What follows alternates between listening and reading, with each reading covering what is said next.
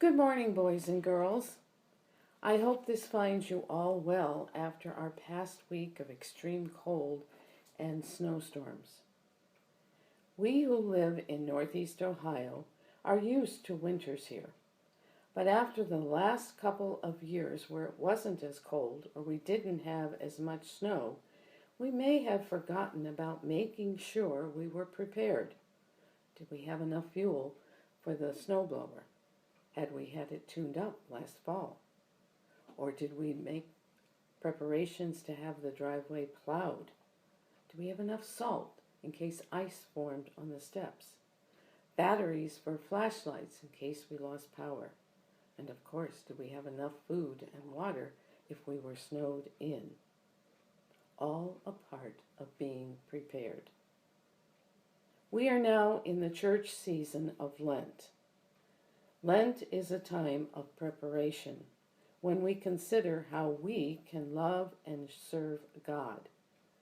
As we go through the 40 days of Lent, not counting Sundays, we keep our hearts and minds focused on Jesus and prepare for the celebration of Easter. In Mark chapter 1, verses 9 through 15, and in Matthew chapter 4, verses 1 through 11, the Bible tells how Jesus prepared for his ministry. After his baptism, Jesus was taken by the Spirit into the wilderness. His purpose was to prepare his heart and mind for the job God was going to have him do.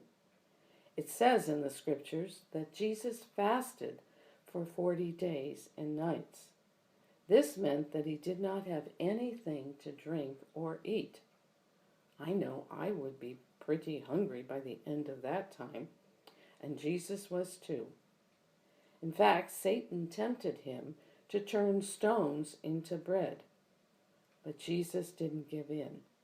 He knew it was important to suffer in order to save and comfort us.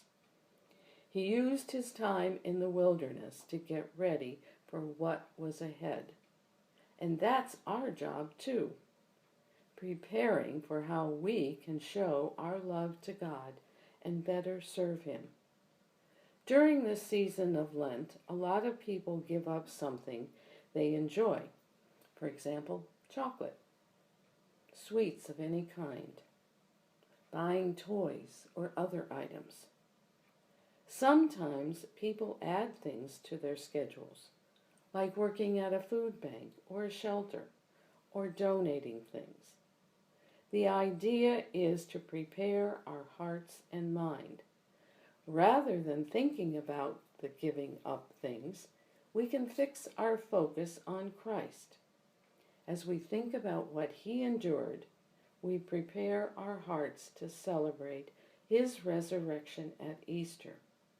We can also think about being prepared to live our lives for God. Let us pray. Dear God, we thank you for the season of Lent. We ask you to open our hearts and minds to Jesus' teachings and prepare us for Easter.